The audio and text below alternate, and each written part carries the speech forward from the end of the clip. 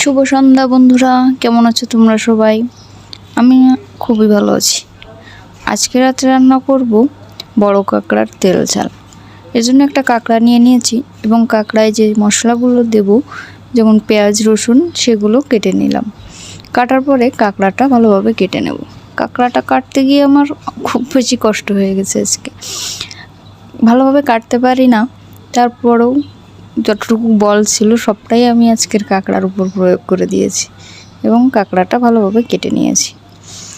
তোমাদের দাদাকে বললাম কাঁকড়াটা কেটে দিতে, কিন্তু সে এসব পারে না, তাই আমার একাই করতে হলো। কাঁকড়াটা ভালোভাবে কাটার পরে চলে আসলাম মশলায়। গরম মশলা, এলাচ, লবঙ্গ, জিরা সবগুলো একসঙ্গেই ভালোভাবে বেটে নিলাম। তারপরে 4-5টা শুকনো লঙ্কা বেটে নিলাম।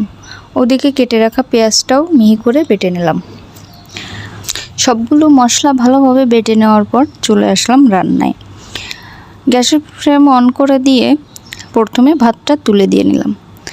তারপর অন্য পাশে কড়াই বসিয়ে কড়াইতে সরিষার তেল দিয়ে পেঁয়াজ রসুনগুলো আগে হালকা করে ভেজে নিলাম।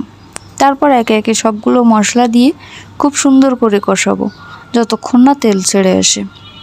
তারপর তেল ছাড়ার পরে কাঁকড়াগুলো দিয়ে দেবো, দিয়ে সুন্দর করে রান্না করব। রান্নাবান্না অতটাও শেয়ার করলাম না, কারণ আমি রান্নাবান্না তেমন পারি না। যেটুকু যা পারি তোমাদের সঙ্গে শেয়ার করলাম। কোনো ভুল হলে অবশ্যই কমেন্টে জানিয়ে দেবে। আর আমার ভিডিওগুলো তোমাদের কাছে কেমন লাগে অবশ্যই কমেন্টে জানিয়ে দেবে। যদি ভালো লাগে তাহলে চ্যানেলটা অবশ্যই সাবস্ক্রাইব দিয়ে পাশে থাকবে আর আমাকে বেশি বেশি করে সাপোর্ট করবে। আমি সবসময় চেষ্টা করব তোমাদের কমেন্টের উত্তর দিতে এবং তোমাদের কমেন্ট নিয়ে ভিডিও করতে। আমার ইউটিউব পরিবারে 75 জন সদস্য আছে। 100 জন হলে ভাবছি ছোটো একটা সেলিব্রেট করব। এখন তোমরা যদি চাও তাহলে সেটা খুব দ্রুত সম্ভব, তাই বেশি বেশি করে সাবস্ক্রাইব করো। এবং কথা বলতে বলতে তরকারি অনেকটাই হয়ে এসেছে। ওদিকে ভাত তুলে দিয়েছিলাম, ভাতও প্রায় শেষ।